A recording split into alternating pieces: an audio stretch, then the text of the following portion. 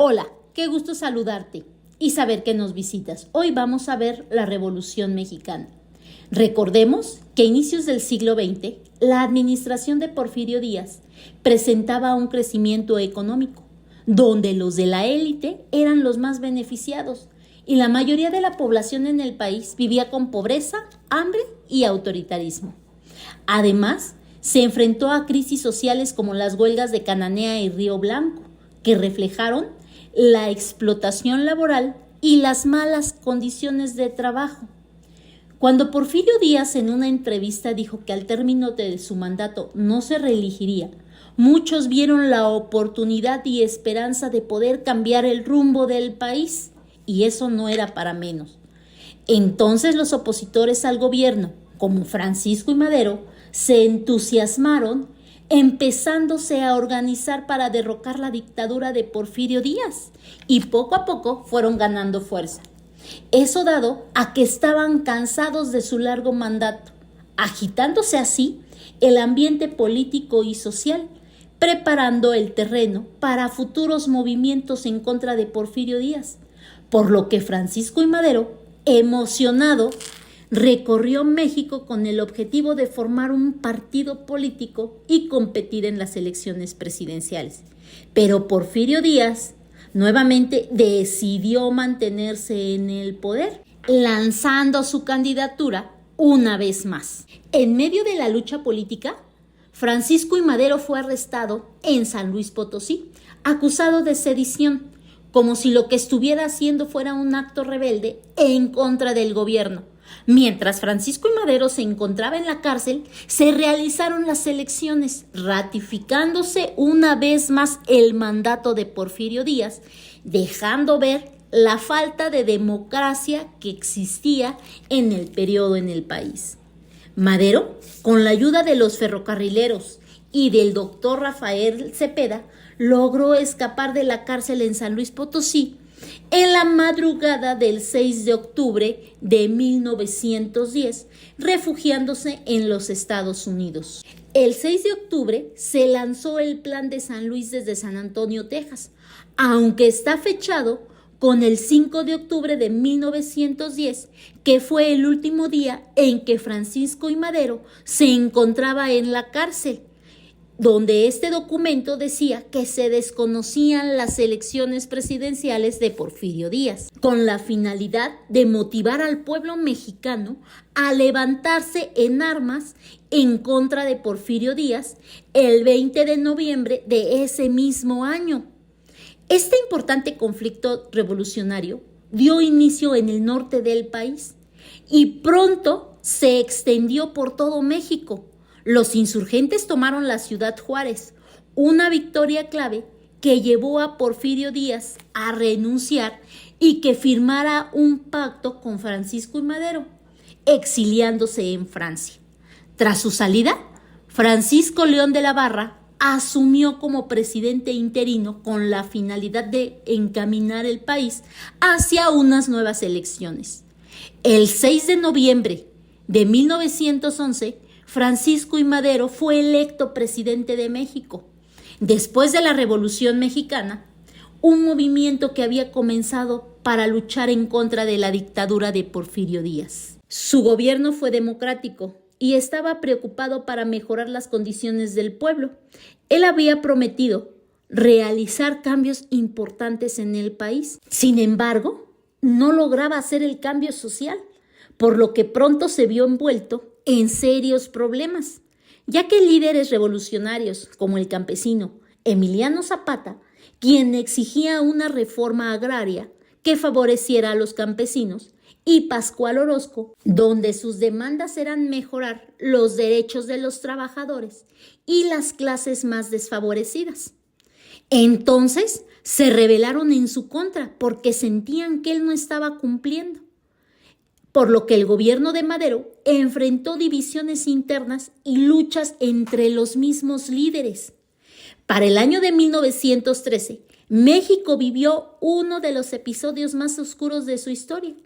Un grupo de militares contrarrevolucionarios, encabezados por Félix Díaz, sobrino de Porfirio Díaz, el general Bernardo Reyes y el ambicioso de Victoriano Huerta se unieron para tratar de derrocar al presidente Francisco I. Madero.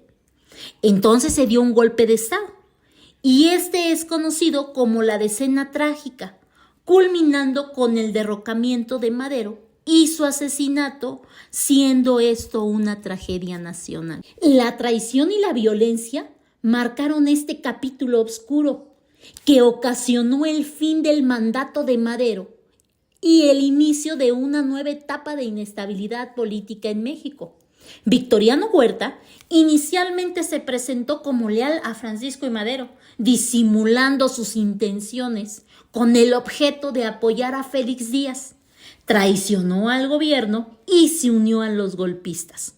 El presidente Francisco I. Madero y el vicepresidente José María Pino Suárez, el 22 de febrero de 1913, fueron asesinados en el Palacio de Lecumberri de la Ciudad de México por las Fuerzas Armadas de Victoriano Huerta.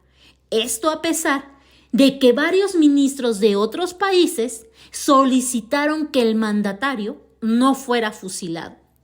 Los periódicos de circulación nacional no lo refirieron como un asesinato y el 24 de febrero fue enterrado en el Panteón Francés de la Piedad, ubicado en la Ciudad de México. Gustavo Amadero, 3 días antes de la muerte de su hermano, Francisco I. Madero, fue asesinado de una manera brutal por las fuerzas del general de Félix Díaz en la Ciudadela ubicada en la Ciudad de México.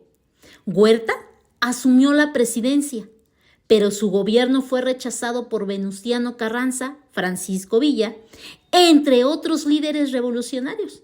Sin embargo, pasando un año de enfrentamientos, además de la intervención de los Estados Unidos con la ocupación de Veracruz, se vio rebasado y renunció en 1914, huyendo de México, exiliándose en España. A partir de ese suceso, se desencadenaron nuevos conflictos.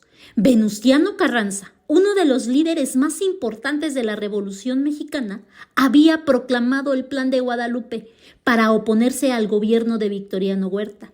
En este contexto, Carranza convocó a una reunión llamada la Convención de Aguascalientes, con el objetivo de que los líderes revolucionarios eligieran a un presidente único para el país, eligiendo así a Eulalio Gutiérrez. Sin embargo, Venustiano Carranza no aceptó esta decisión y se negó a reconocerlo como presidente, lo que provocó que las peleas y enfrentamientos entre los diferentes grupos revolucionarios se reanudaran, sumiendo al país nuevamente en otro conflicto.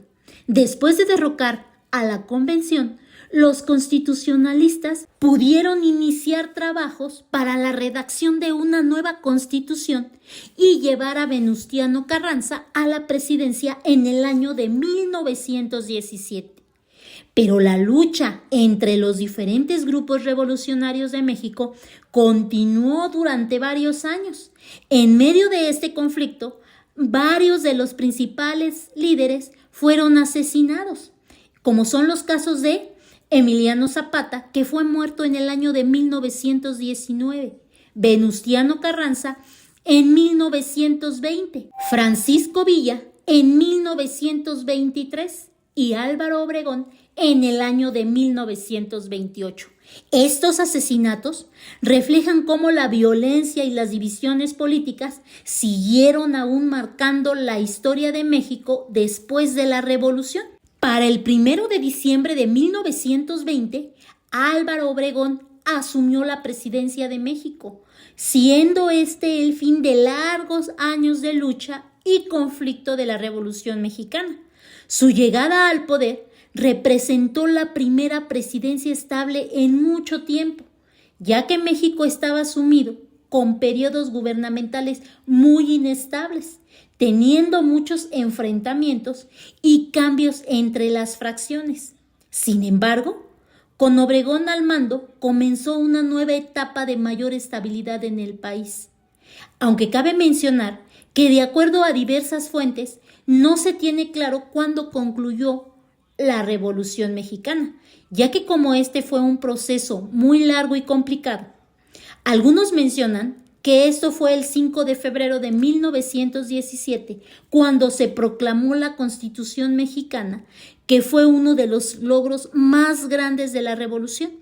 Otros refieren que el 1 de diciembre de 1924, cuando Plutarco Elías Calles asumió la presidencia, ya que con él comenzó una etapa más estable en la historia de México. Otros que el 17 de julio de 1928, después del asesinato del presidente Álvaro Obregón, que había sido reelegido, y el historiador Alfonso Taracena refiere que el proceso revolucionario siguió hasta los años 40, ya que además hubo cambios y luchas sociales que continuaron durante ese periodo, por lo que hay mucha controversia. Sin embargo, México celebra la Revolución Mexicana el 20 de noviembre, ya que ese fue el día en que Francisco I. Madero proclamó en el Plan de San Luis la convocatoria en que los mexicanos ese día se levantarían en armas en contra del régimen de Porfirio Díaz. Y esperando que la información te sea de utilidad, Gemasha se despide de ti. Te invita a que te suscribas para que puedas seguir haciendo más cápsulas del conocimiento como esta. ¡Hasta pronto!